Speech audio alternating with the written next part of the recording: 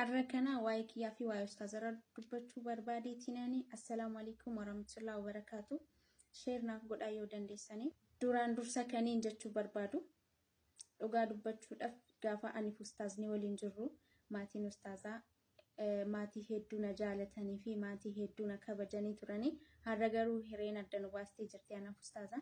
Kanaaf jennaan jechoonni ani fayyadamu yookaan immoo gochoonni ani godhu kuni yooniniif maybe maatii ustaazaa kanaan kan muufachiisoo ta'e yookaan immoo kan muufachiisee jiru ta'e dhiifama sin gaafadha. Wallaahi dhiifama guddaa siniin jedha. Abbaa fi haadha isaa obbolaa isaa hunda keessaniyyuu jechuudha.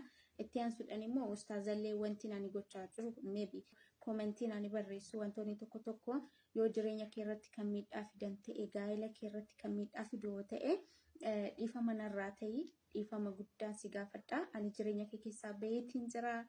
Amma namuu jireenya ofii jireenya mataasaa jiraataa jira. Ani immoo wanni kun akkanatti ni guddata jedhee yaademti. Wallaahi taphaafiin ani komentii tokko tokko barreessa malee yookaan akka namoonni guddisanii ilaalanii kanatti komentii nani barreessuu fi jechuun nani jedhu kun akka waan guddatee mul'atu tokko natti hin fakkaanne garuu yoo san ta'e immoo dhiifama guddaan sin gaafadha.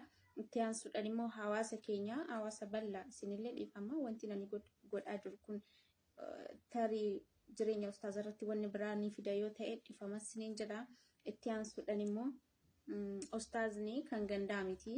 Ustaazni waardiyyaa diiniiti kan uummata musliimaa cufaati. Waan dhiifama narraa ta'a namni dogongorri jiru namni dogongoraa jechaan dogongoruu danda'a gochaan dogongoruu danda'a waan hedduudhaan dogongoruu danda'a. Dogongorri ilma namaa kun dogongora garaagaraa bifa garaagaraatiin haa dhufu malee namni dogongoruu danda'a. Dubbatanii na dubbachiisuu danda'u. Kanaaf jennaan ustaazi kiyya dhiifama.